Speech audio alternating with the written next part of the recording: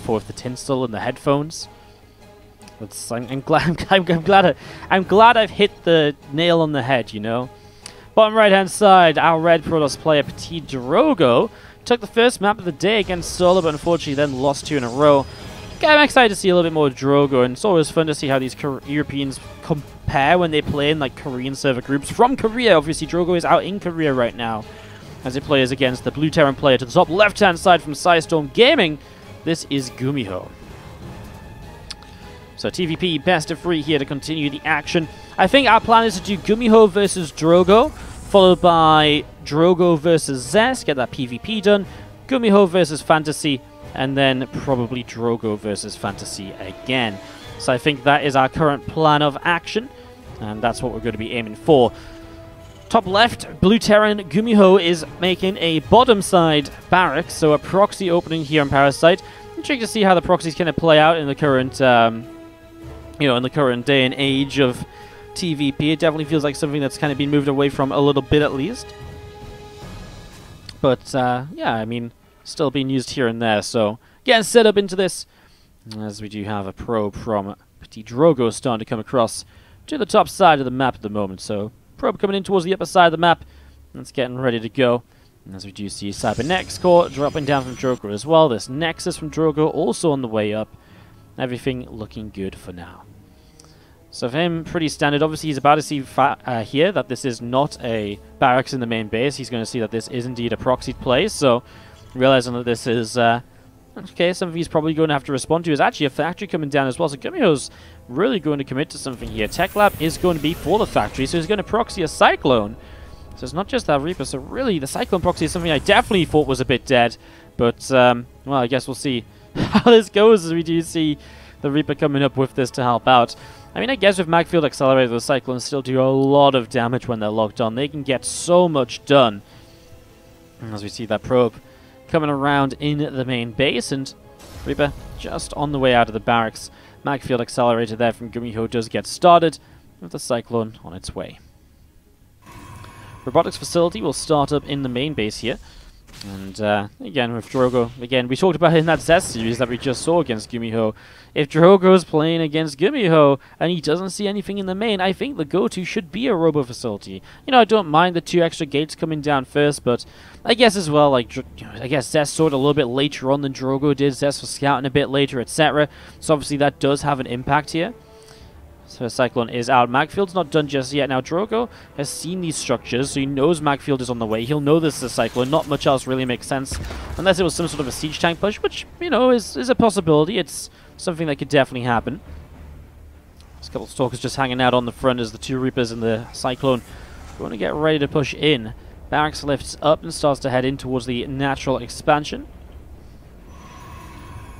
And, again, a couple of Stalkers just harassing around. What does Magfield Accelerators do? It just increases the damage output of the Cyclone, especially against armored units. It does a lot more damage.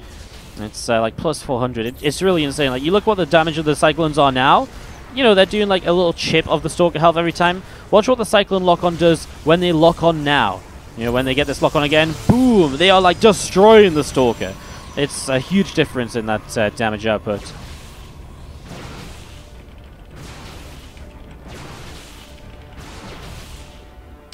Stalkers so far keeping this back. The shield battery, the second one here, means that these Stalkers have stayed alive a little bit. The Reapers hop into the main to give the Cyclones a chance to come forwards, and they get rid of that first pylon very quickly. Warp Prism is out. Warp Prism a great counter usually to the Cyclones because of the lift-up mechanic, allowing you to kind of cut off the lock-ons, and that should happen on these first 2 Stalkers to boom, minimize damage, and even force the Cyclone shot to miss. Rax being pushed back with an Immortal here. As long as you avoid the lock-on damage, you should in general be looking pretty good. 5 Stalkers, an Immortal, all getting set up right now as we do see the couple of Cyclones coming in towards the center of the map as well. GuMiho just set out in the middle as we do see the Observer continue to come up at the moment here from Drogo, and the extra racks from GuMiho just dropping down as well. Ready for his transition, as we will see Drogo though with the presence on the map to be able to come in and stop any further Cyclones being made. Again, these 4 Cyclones are going to keep pressing forwards. They are going to find the Immortal here for a lock-on. Lift comes in, but does still take all of its shield, and the barrier was drained there as well. that's exactly how the Warp Prism counters it, because you cancel the lock-on, so suddenly the Cyclones are not doing anywhere near the damage they're meant to. So Cyclones can still have an auto attack, but the auto attack does nothing in comparison to the lock-on damage, especially with Magfield Accelerators upgraded. As Drogo finds the Cyclones here again, he gets some more damage done, and you can just see that currently GuMiho's not doing anything. Now, if he was to lock onto the Prism, that'd be a very different scenario, but the Prism is staying far enough back to keep this all safe, as we've seen Drogo continuing to press forwards here. And again, lock on, lift the Stalkers, and boom, you keep pressing forwards. So GuMiho's going to need something more than just these few Cyclones. He's actually going to find this factor as well. This has been a good micro by both players so far, honestly. A couple of SCVs and probes on each side, a couple of Reapers went down, we saw that, but otherwise, everyone keeping all of their units alive as these Cyclones will get repaired. A little bit worried for GuMiho in terms of defending this attack. I mean, his barracks have just really come online. He hasn't had any real production at home for a while just yet.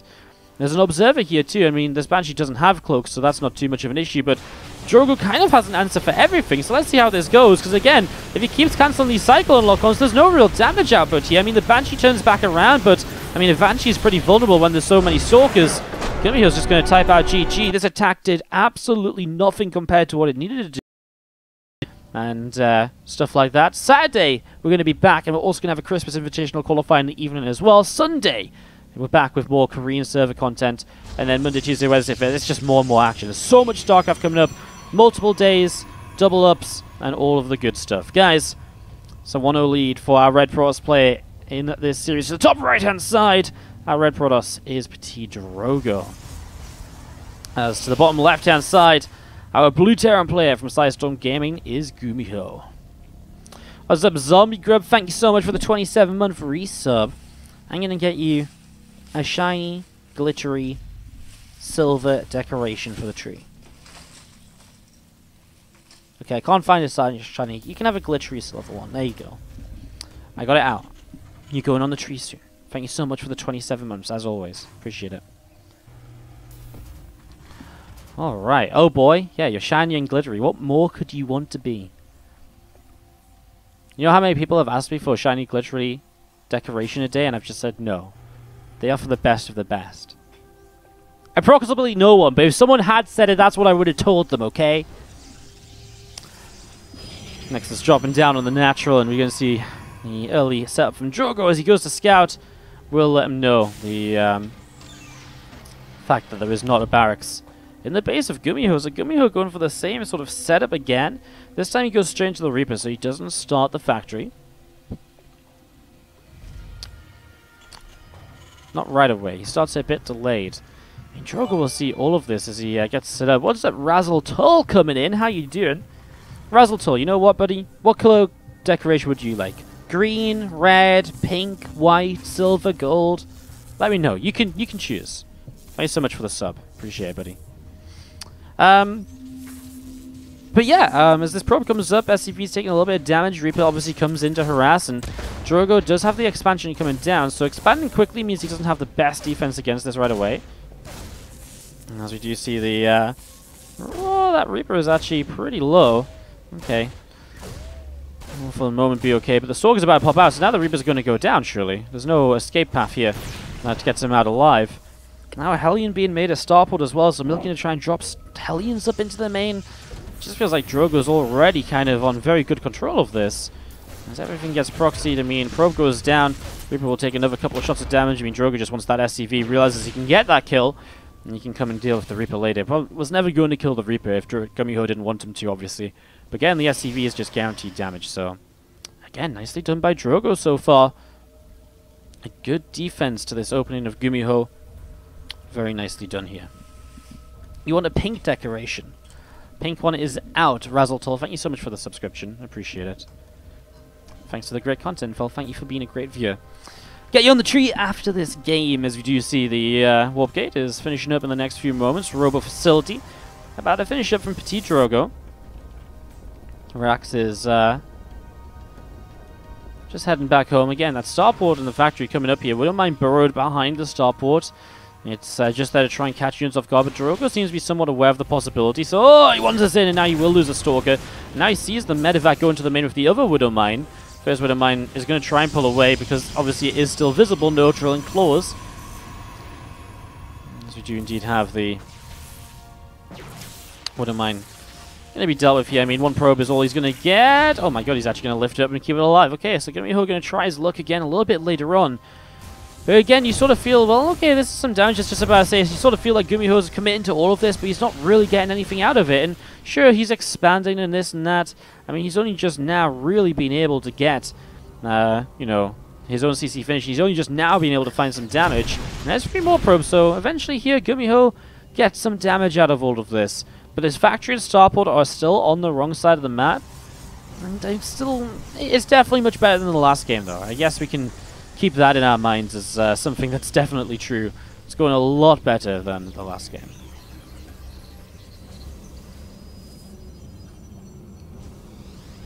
A couple more stalkers continue to come up here.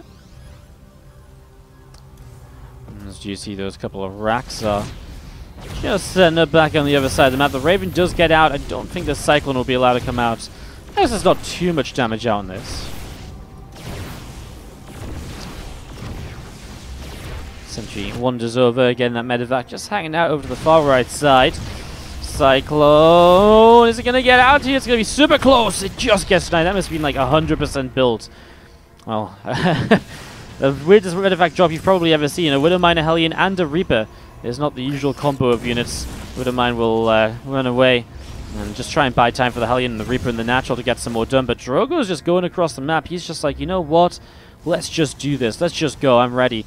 So he's just going to head straight across the map here as those Stalkers look as though they're just going to head across the Joy. And, well, War Prism got locked onto there. That's always the danger, remember, with the Cyclone. If it locks onto the Prism, that's when it can do very well. But now the Cyclone's going to go down because the Stalkers just ran into it. I mean, you kill off this bunker here right away. Okay, the Raven is nice, but there's only so much the Raven can really do. If you just back away until the Raven energy has been spent and wasted away, suddenly you can just keep going again. And GuMiho is pulling SCVs in to try and stay alive. Another auto turret in the back. Marines are going to kill off the War Prism here, which means that Immortal can't really be microed either, but is there enough anyways from GuMiho to even push this back? I don't think there is. Another medevac shows up, Stalker's targeted instantly, there's Immortal still alive, some extra bio units showing up, and that will shut down the Immortal, but 15 workers killed. Drogo will go back into the worker lead, despite struggling along all this time. Very well done. Stim back, combat shield, and +1 attack on the way in here from GuMiho. Is going to see those Stalkers coming up the ramp, and a Marine goes down. Stalker gets picked off. Moore was a real hero. How many kills did it had? I'm not too sure, but it did a pretty good job. It was chunking its way through those SCVs, wasn't it? It was having a fantastic time.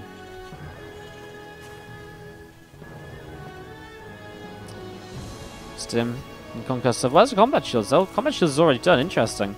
Combat shields first here. I guess it wasn't combat shields first, it was just at the same time as Stim. And so it just finished up because it is a faster upgrade.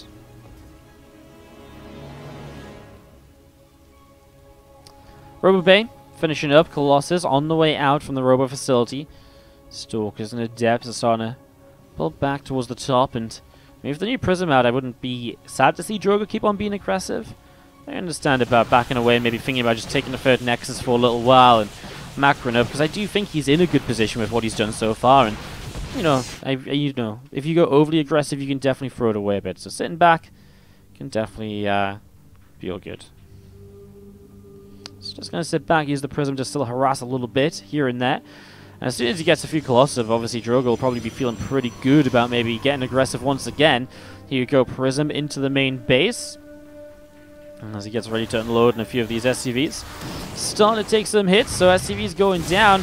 Biostims up the ramp, nice. Force field just catch one Marauder, but also to kind of fade away the rest of these units. And this is now a whole bunch of damage dealt. 6 workers killed, and all 3 Adepts survive. Observer over here does get found and picked off immediately by GuMiho. That's a good spot to be able to pick that off nice and quickly. Colossus continue to come out right now as we see those Stalkers and Sentries wandering over to the left-hand side. Twilight Council coming up in the main base. Again, extended thermal lance coming through. +1 attack coming up on the Forge. +1 armor on the engineering base. We do see the Liberators find the Warp Prism, so they'll just recall back home. And again, the retention rate of units from Drogo is insane. What do we think the resources loss difference is here? Like, I guess like 2,300 or something, I reckon. Okay, wow, I'm so wrong. What the fuck died from the... I guess the sentries are very expensive. Wow, 600? Really? Only? Feels like so much more has died for the Terran, right? I guess Stalkers are very expensive too. Man, this is my typical Terran bias.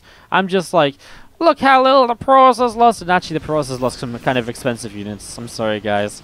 This is what happens when the caster plays Terran. He always assumes his race sucks. You guys know how it goes. Wow, I'm actually genuinely surprised by that, though. I guess I really undervalued the Stalkers and the Sentries.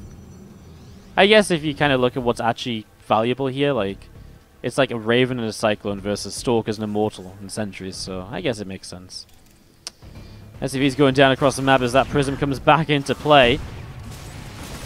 6 workers going down there, and looking for a little bit more. 7 workers. If he targeted fire, he could get 8, but finally those Adepts do get taken down. The Prism's just going to run back home, chased by Liberators. Stalkers are just going to push across the map, though. I kind of think that he's not even too upset about losing the Prism, just with the idea that if the Liberators aren't at home, then they're not going to be there to help the defense, and that actually makes this attack a little bit more viable. 2 Liberators are currently not even sieged up. Blink's not even ready, so I feel like Drogo might not usually want to go for this. He just, again, knows how unprepared the Terran is. Suddenly catches Liberators coming back in from the other side. Moving forwards here, just going to go right under the Liberator fire, but again, he can target some of this down very easily, and the Liberators are going to fall. And GuMiho does not have any answer to Colossus. He had a little counterattack on the 3rd base that was getting a couple of pros, but it was not going to be enough. GG's.